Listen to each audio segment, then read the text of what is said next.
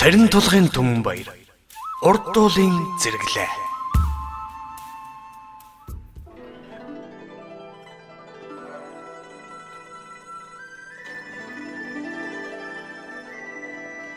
Бээжингийн нэгэн дэм буудлын амьсгал давчдуулсан бөгчим тасалгаанд халахын Түшэйтхан аймгийн Эрдэнэ дайчин вангийн хушууны ван хандад орж унтах болохын хооронд эргэж хөрвөн элдвийг бодож хэвтлээ. Хүүгийн харийн шоронд хоригдсныг мэдүүлсэн улаан шугамтай муутуу цаасан дээрх аянх шиг үгсийг уншиж хоног алдалгүй дунд дэргэн улсыг зорж ирсэн энэ билээ.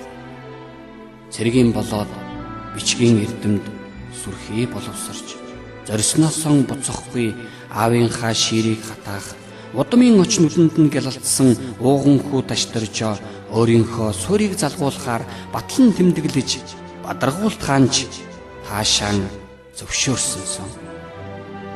Хүүгээ Далай ламыг дагаж агтын бид газар үзье, аавын бид хүнтэй танилцъя гэд өмнө зүгийг зорихт нь яагаад ч юм нэг л сэтгэлэн дэнсэлж хачин сэжиг төрсөнсөн.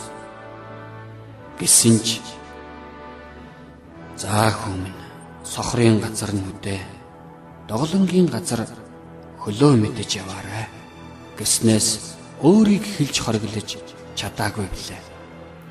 Гэтэл Далай ламд их хүндэтгэл үзүүлэх нэрийдлэр миний хүүг цагаан хэрэм давлаа гэж шалтгаалаад барих занг тавих юм гэж хэний санаанд орох билээ. Хандван үүр шөнийн заагаар өөрийн ирэхгүй нүдэн анилдаж яасан ч урт шөнөвтэй гэж шүүрсалдлаа. Эднэр яагаад хүүтэй минь уулзуулахгүй 3 хоног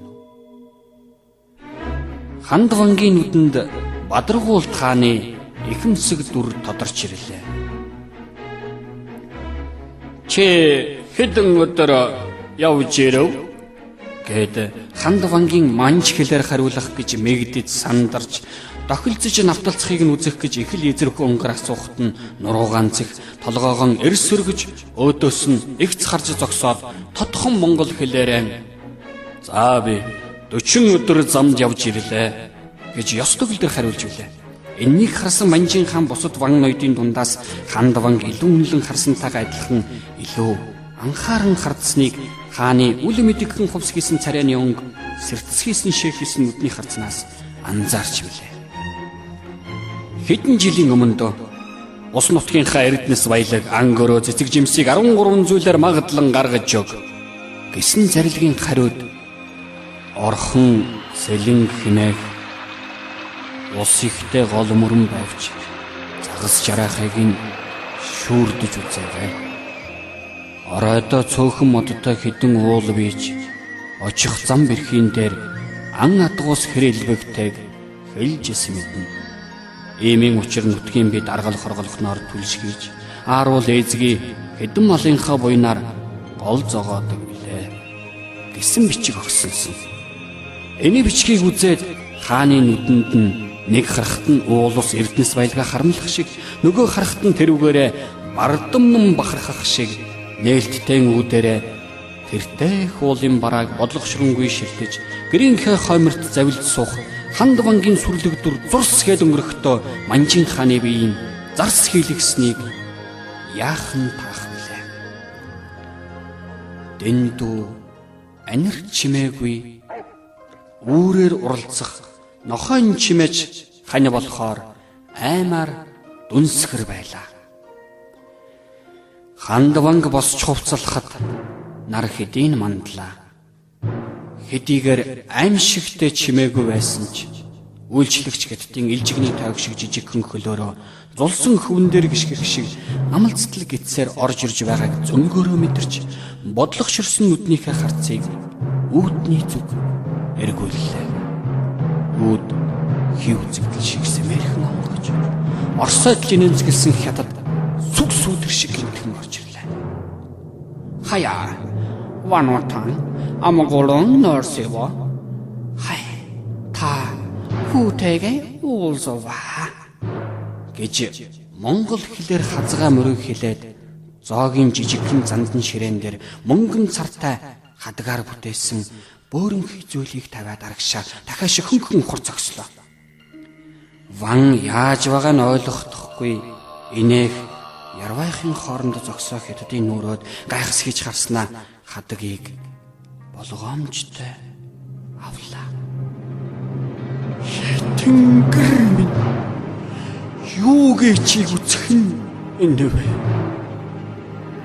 Хүүгийн толгойг хойхолж болгоод өмнө тавьжээ.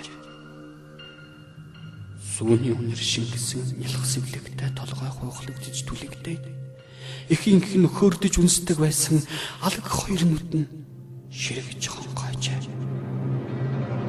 Хандвангийн царай хувсгийн цач хятадын өөдөөс хилэнгдсэн хилэн бадарсан аль аль нь хослох харцаар цоргтол ширтгэд бойд ихэмсэг энэ хүний яахыг харах гэж гжиг нь хурж зогссон туршуул хятад хаяа би юу ч амэдэхаггүй панатан өршөө танай хүү саяхаагүй байсан би ч бас харамсаж байна таана ч манай томото турсах хөлийм гэж ойлгнаад сөхөрч унлаа.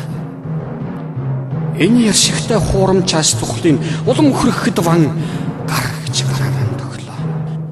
Өнөөх хятад сүрлэг Монгол ирийн дашаан дах мөнгөн тоногтой үйсэн хуйтай хутганы зүг баламгдсан харцаар хилэм хийж хараад жорон гүйлгсээр гарч одлоо.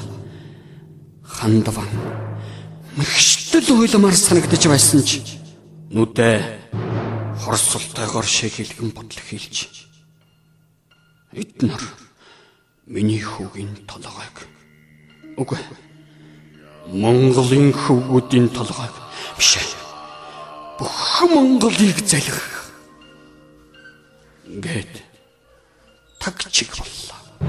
Ван ухсгийж босоод тэр өдөртөө Бээжингээс хойсолих шиг алга болжээ. Хандван хөлгийн жолоо татлгүй тэнгээс алгаж орноос самбуугаад элчилгүй өргөн талд гав ганцаараа хэр татаа ойлаа. Бадар шорон омх бардам аавын хөвгүүд минь энэ цагаас хойш жанж хөгийн даваанаас дотогшоо халахын нутагт минь шахахны мөр угарг үеийн үед санаж яв гэд шүд зууч хэлээ мориндан мартлаа.